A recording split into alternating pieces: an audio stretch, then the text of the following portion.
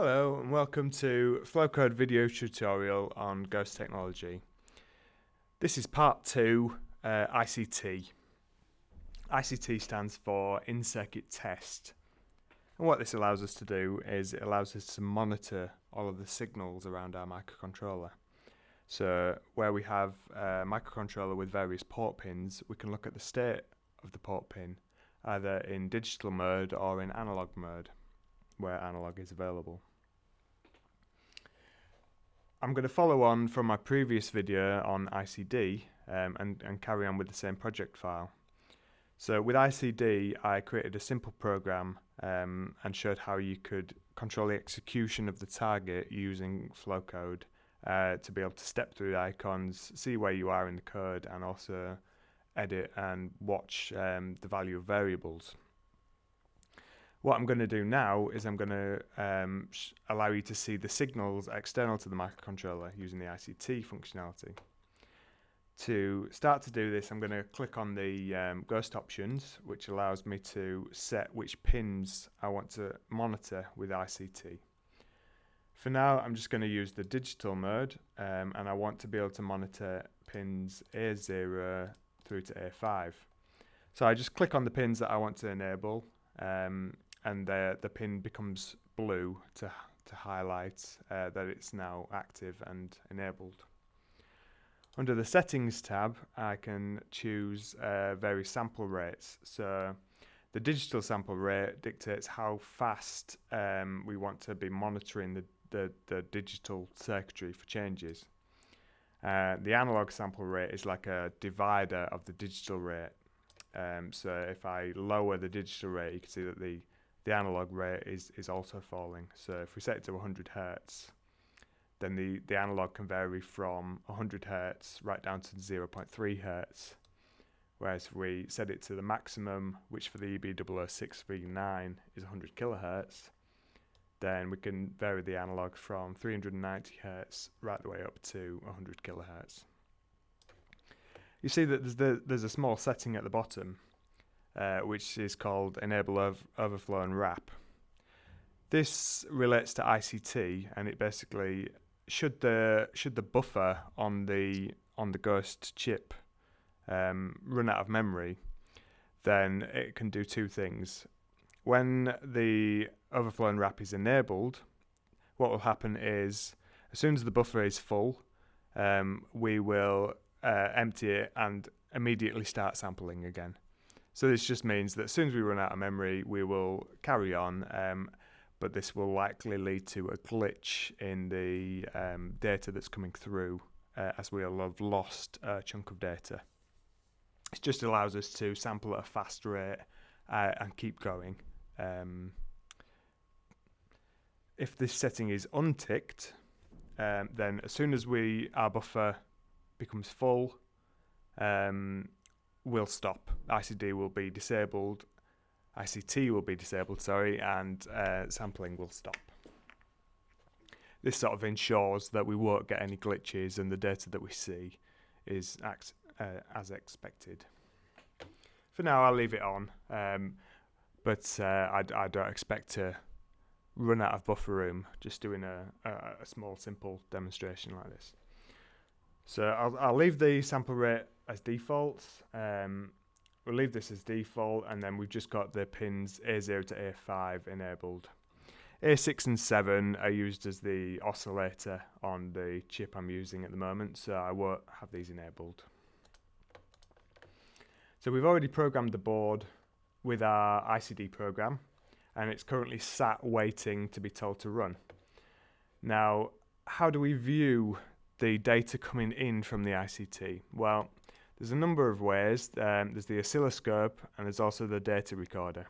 I'm going to start with the data recorder. So that's been in for longer, and it's maybe a bit more useful in the mode that we're going to be using.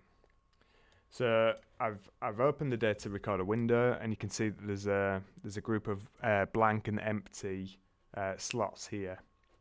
Now, to add pins to this data recorder, I'm going to use a component which is available from the Tools menu. So it's Tools, Matrix Tools, and it's the Scope Monitor component. I'm just going to drag this onto the panel, And then if I look at the properties for that component, you can see I've got a number of digital traces and a number of analog traces. If I connect the first trace to port A0, I can right click and auto connect, and that adds A0, 1, 2, 3. Now if I want more pins, then I have to add a second scope component. So I'm just going to copy and paste, and then in my second one I'm going to add A4, A5, and then the bottom two pins I'll leave unconnected. So now in our data recorder window we have the 6 scope channel from A0 to A5. So if I start the program running, so the program's now running away on the hardware, and now I just have to turn on the ICT and this should start the data coming in. So I've turned on ICT, and there you can see we've started to get some data appearing. So I'm just going to use the plus button, and we can zoom in until we can see the data clearly. You can see that as we've just got a counter, A0 is toggling every single, let's pause this a second. Pause this and turn off ICT so it stops our data. There we go. You can see that we've got timings in between. So here it's saying it's 1280 microseconds, 1300, 1280, 1300. These should be roughly double, so 2600, and then again, double again, 5160, double again, 10,310. So you can see that the a simple binary count, pin 0 will toggle fastest, then 1 will be half the rate, pin 2 will be half the rate again, and so on, right up to A5, which is I don't know, 1/32th the rate of the of A0. So that's very nice for being able to see the data, and again we can show things if we switch the data back on and we step. Let's just scroll right to the beginning. Then we should be able to see the values as they change. Let's just zoom out a bit more. So we step. Hopefully if we could see the flowchart window. There we go. So as we get to the output icon, when we execute this, the values will change. So we execute it, and there we go. So we can see that the program is being controlled by the flow code engine here, and we can see that what the pins are actually doing in real time on this window here.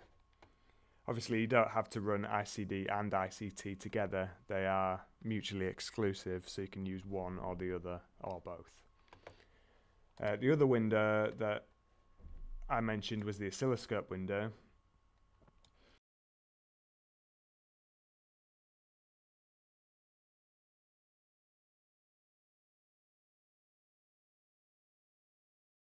Pin.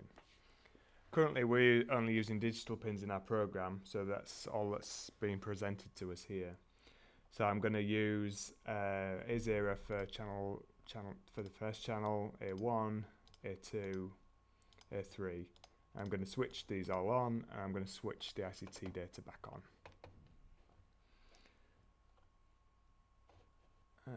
I then just need to start the program running again.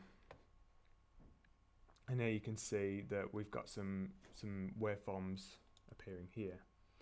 If I move the small arrows, then we can move the individual channels around. You can see that the colours correspond to the colours shown here on the channel inputs. If we select the channels, then we can also control the voltage per division. So let's have 5 volts per division.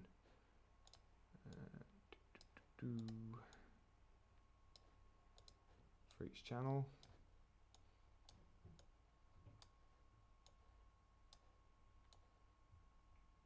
And there we go.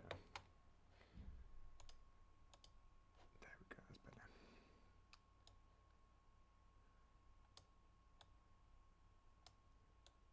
So you can see again that the waveform is increasing. Now the scope data also has some triggering modes. So we can say we want a repeat trigger on channel 4, which is a rising edge, and here you can see that now the data has been locked by the trigger, and we'll just continue to resynchronize here.